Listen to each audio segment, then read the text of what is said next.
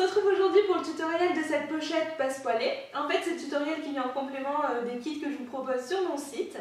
Alors cette pochette, elle est plutôt facile à faire. Du coup, en tant que débutant, si vous êtes débutant, vous pouvez vraiment vous lancer après avoir fait quand même les petits exercices de démarrage. Et c'est vrai que cette vidéo, elle est plus longue que celle que je fais d'habitude, mais c'est parce que j'ai vraiment voulu vous montrer toutes les étapes. Toutefois, si pour la pose de la fermeture à glissière, c'est insuffisant pour vous et que vous voulez plus de détails, vous pouvez aller voir un tuto que j'avais fait expressément à ce sujet il y a un petit moment. Je vous mettrai le lien en barre d'infos et on y va tout de suite avec le tutoriel.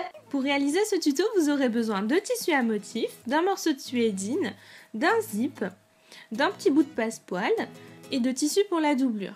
Si vous avez un kit, à l'intérieur il y aura des petits patrons pour refaire tous les tracés. Sinon il est disponible en téléchargement gratuit sur mon site ou alors vous pouvez tracer tous les rectangles directement sur le tissu grâce aux dimensions qui seront dans la barre d'infos de la vidéo. Donc on commence par le tissu extérieur. Je vais rechercher le droit fil. Le droit fil en fait est toujours parallèle à la lisière. Je prends mon patron, je repère aussi le droit fil sur le patron, je le mets dans le même sens que le droit fil de mon tissu bien sûr, et je vais reporter le tour.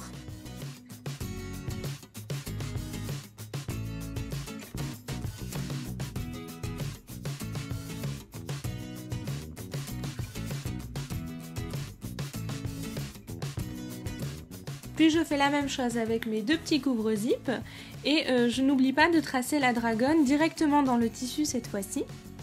Après je vais aller tout découper et on va faire la même chose avec la suédine.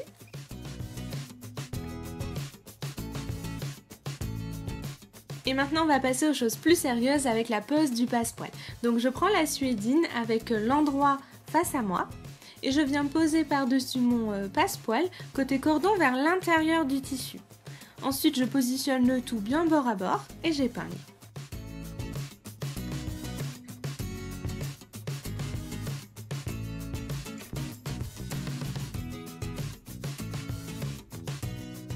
Un passepoil, ça secoue avec un pied spécial pose de fermeture à glissière et ça secoue simplement au point droit à la machine. Donc je commence ma couture par un point d'arrêt. Bon là ça fait beaucoup de marche arrière parce que je sais pas pourquoi je ne me suis pas mise au bord de mon tissu, donc fallait que je rattrape. Mais là le but en fait c'est de coudre le plus proche possible du cordon. Donc là j'étais un peu éloignée, du coup je viens m'en rapprocher. Et c'est vrai que sur ce passepoil là c'est assez facile parce qu'il n'est pas très gros. Et du coup je sais pas si vous voyez mais la partie gauche de mon pied de biche vient se mettre sur le passepoil. Et du coup je suis vraiment sûre de coudre très proche du cordon. Je finis ma couture par un point d'arrêt. Et c'est bon. Maintenant je viens découper le surplus de chaque côté.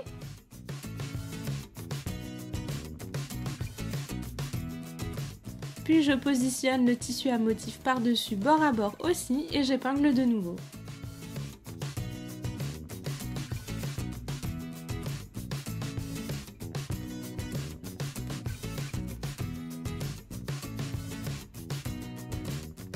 Pour la couture, elle se fait exactement de la même façon que tout à l'heure. Je commence ma couture par un point d'arrêt et je couds au point droit jusqu'au bout en terminant aussi par un point d'arrêt. Sauf que là, c'est vrai que comme on voit pas le cordon, c'est un peu plus difficile. Du coup, il faut que vous vous guidiez avec vos doigts pour coudre le plus proche possible du cordon sans dépasser pour autant. Une fois que c'est fait, ça vous donne ceci et vous pouvez laisser la vente de côté. Maintenant on passe au dos de la pochette. Donc pour le dos de la pochette c'est vraiment fastoche. On n'a qu'à superposer la suédine et le tissu à motif bord à bord. On les épingle. Et endroit contre endroit. Hein. Et puis après on va simplement les coudre à la machine au point droit à 1 cm du bord. Donc là je suis repassée en pied de biche normal. Et je couds.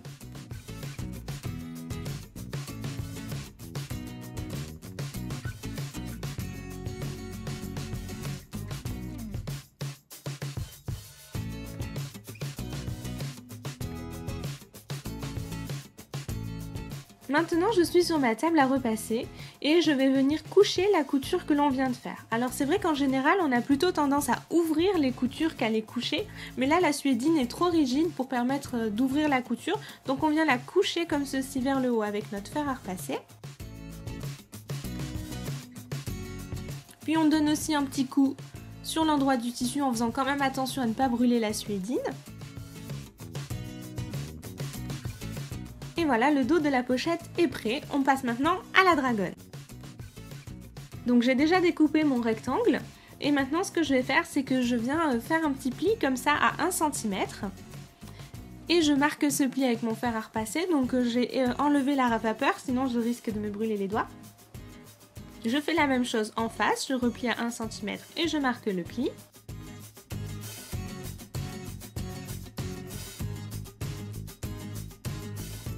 Et puis je viens plier en deux et je marque encore une fois le pli. Ensuite je vais coudre au point droit à 2 mm du bord. Et puis voilà, votre dragonne est prête aussi. Du coup maintenant on attaque les couvre-zip.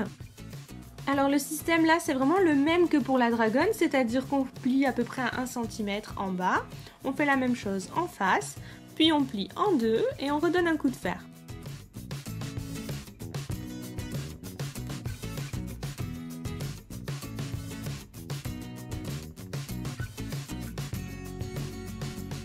On en fait un petit deuxième et on passe à la pose du zip. Alors, pour le zip, j'ai complètement oublié une étape qui consiste à couper en fait le surplus de tissu de part et d'autre du zip. Donc voilà, j'ai oublié, mais c'est vraiment important de le faire parce que sinon à la fin vous aurez vraiment des finitions grossières. Je vous montrerai ce que ça fait quand on coupe et quand on coupe pas. Donc voilà, pensez bien à le faire. Puis ensuite on vient prendre notre couvre-zip et le mettre au ras de la partie métallique qu'on a ici et on épingle. Donc vous, ce qu'il y aura, c'est que vous aurez du vide en fait dans votre couvre-zip, vous aurez rien au milieu, mais c'est pas grave, c'est même ce qu'on veut. De l'autre côté, j'ouvre un peu mon zip, je mets les deux petits morceaux métalliques côte à côte. Je mets ma fermeture dans le couvre-zip.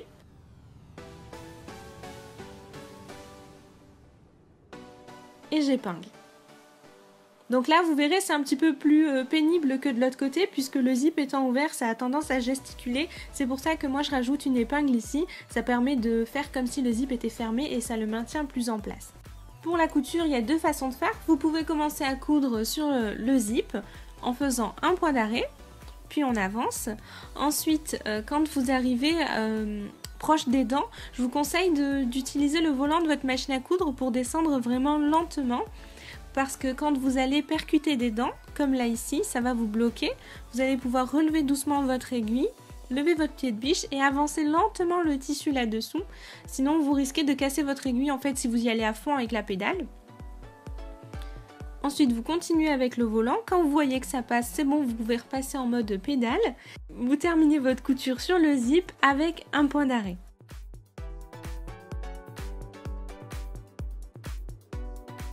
L'autre façon de faire que je trouve un peu plus jolie, c'est de pas faire du tout de point d'arrêt. Vous commencez à coudre au début du couvre-zip en fait et vous terminez à l'autre bout du couvre-zip, toujours sans point d'arrêt. Donc de ce côté-là du zip, normalement vous n'avez pas besoin de faire très attention puisqu'il n'y a pas de dents, vous pouvez y aller franco, mais en tout cas ça tient toujours quand on passe sur des dents, il faut y aller avec le volant et lentement. Ensuite on vient coupler le surplus ici dans la continuité.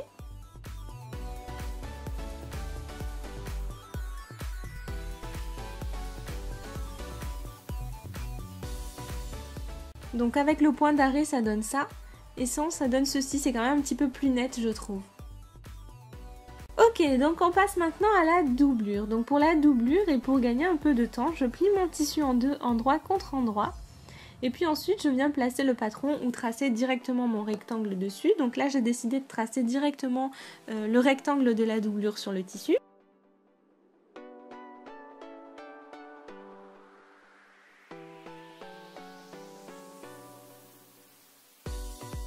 Et voilà, en deux coups de ciseaux, deux coups de cutter, j'ai mes deux morceaux de doublure que je peux laisser de côté pour passer à la pose du zip. Alors monsieur le zip, je prends l'endroit de la pochette, donc c'est celle qui a un passepoil.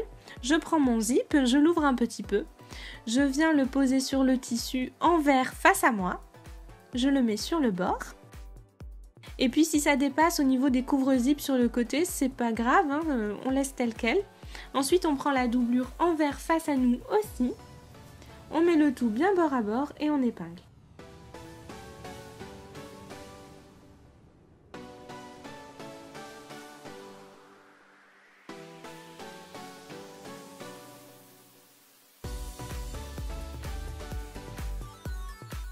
Alors là j'ai marqué envers et je fais plein de petits dessins sur le tissu pour que vous sachiez toujours où est-ce qu'on en est.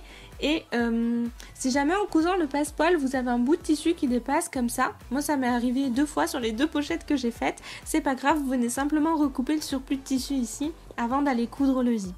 Donc voilà, là j'ai cousu mon zip, je voulais vous le montrer mais en fait je me suis pas rendu compte qu'il y avait plus de batterie sur ma caméra et que ça n'a pas filmé. Mais c'est pas grave puisque quand on coud une fermeture à glissière c'est vraiment la même chose des deux côtés, donc je vous montrerai plutôt pour l'autre côté. Bref, je reprends le dos de la pochette, je reprends mon zip aussi, je viens le poser comme tout à l'heure envers face à moi.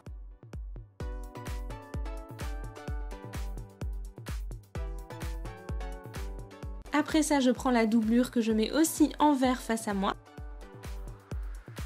Je fais bien coïncider tous les bords et j'épingle.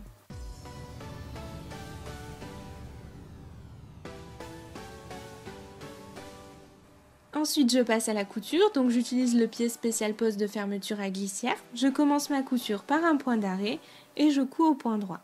Alors là en fait il y a plusieurs façons de faire, vous pouvez ou bien coudre en vous servant de votre pied de biche comme d'un guide, c'est-à-dire que la partie gauche de votre pied de biche va venir se coller aux dents de votre fermeture et ça va vous servir en fait de guide pour coudre droit.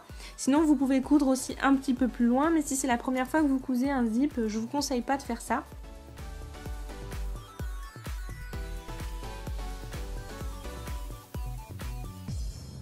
Quand on arrive comme ici au niveau du curseur, on va venir planter notre aiguille, lever notre pied de biche, glisser nos mains à l'intérieur du tissu pour attraper le curseur et le but en fait c'est de venir le passer de l'autre côté. Alors moi une fois sur deux j'y arrive pas, donc ce que je fais c'est que j'enlève carrément mon pied de biche, ce qui me laisse plus de marge de manœuvre en fait. Quand j'ai réussi, je le remets en place et je peux me remettre à coudre jusqu'au bout.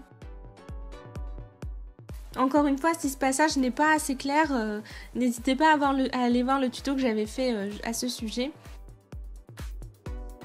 Je termine ma couture par un point d'arrêt.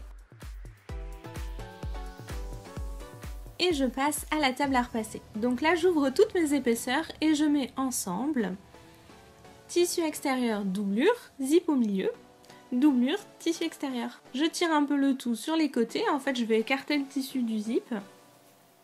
Et je vais donner un petit coup de fer pour marquer tout ça.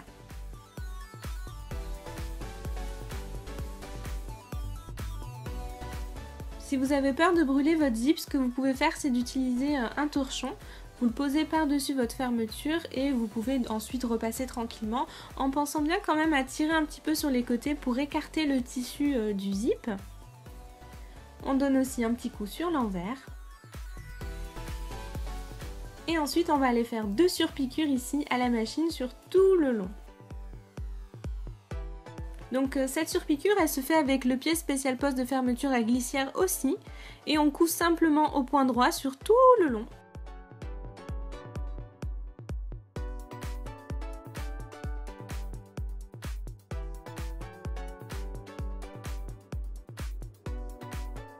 Et enfin je passe à l'assemblage final. Donc je commence par ouvrir mon zip de moitié. Et je vais venir superposer ensemble, endroit contre endroit, les 2 tissus qui forment l'extérieur de la pochette et les 2 morceaux de tissu qui forment la doublure.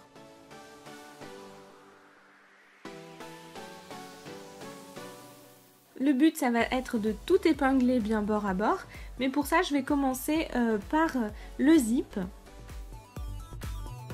Donc je viens replier ici comme ça en 2 et j'épingle.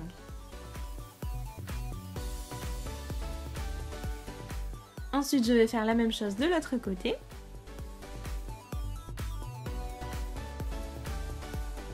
Puis je m'attaque au raccord avant-arrière de la pochette entre le tissu à motif et la suédine. Donc là c'est vraiment important de bien se faire superposer les 2 raccords et d'épingler. Et si jamais vous vous rendez compte en faisant ça que le tout ne coïncide pas bien ensuite, et ben tant pis, rebougez les clips ou les épingles que vous avez mis sur le zip. Je trouve que c'est plus important d'avoir un beau raccord ici qu'un tout petit décalage sur la pochette, sauf si bien sûr il est énorme, alors là on peut plus rien faire, il faut tout recommencer. On va aller coudre maintenant tout le long en se laissant quand même un trou au milieu pour pouvoir passer notre main pour retourner la pochette. Mais avant, on n'oublie pas de mettre la dragonne, donc je la plie en deux. Je mets décidément aujourd'hui, je mets le côté boucle à l'intérieur de la pochette. J'épingle à environ 5 cm du zip, 4 ou 5.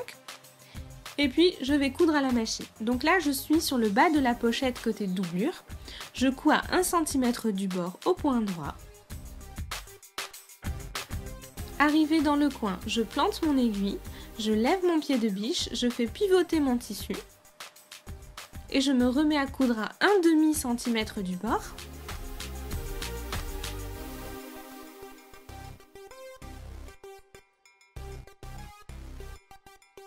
Quand vous arrivez au niveau du zip, ce que vous pouvez faire, parce qu'il y a vraiment beaucoup d'épaisseur, c'est augmenter la longueur du point. Moi je suis passée à 3,5 et aussi augmenter d'un cran la tension du fil. Donc au passage je m'excuse pour mes mains qui sont en plein milieu, c'était la première fois que je cousais et que je filmais en fait avec cette machine et j'ai pas fait gaffe, donc la prochaine fois je ferai plus attention à ne pas avoir les mains comme ça en plein milieu. Après avoir passé le zip, on peut se remettre en longueur de point et tension de fil normale.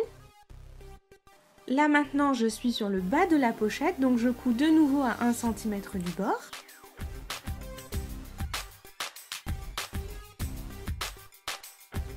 Ensuite j'ai atteint l'autre côté de la pochette, je couds de nouveau à 1,5 cm du bord.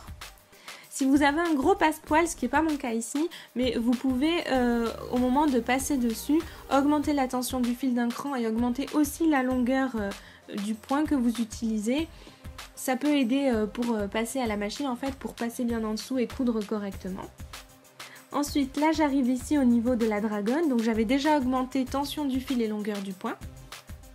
Je tiens bien avec mes doigts la dragonne et le zip et je couds au point droit.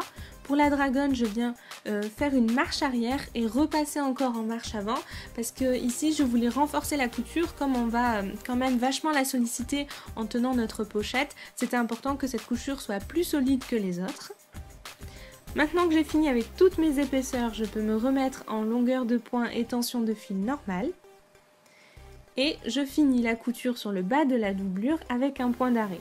Donc j'ai bien cousu sur tout le tour et laissé un trou au milieu. Maintenant je coupe en diagonale les coins. Et je vais retourner ma pochette en passant par le trou laissé dans la doublure, en me glissant par l'ouverture qu'on a laissée dans le zip. J'attrape le tout et je ressors.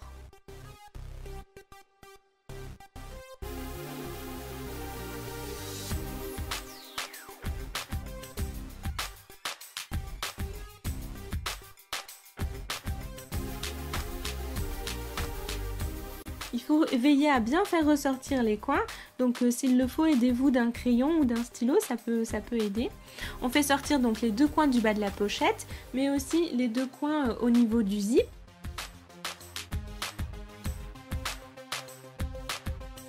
On fait ensuite la même chose avec les coins de la doublure.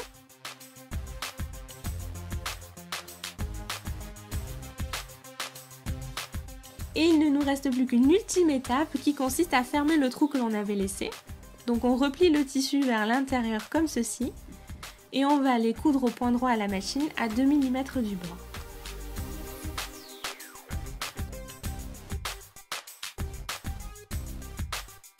Une fois que c'est fait, on rentre la doublure à l'intérieur et on a terminé.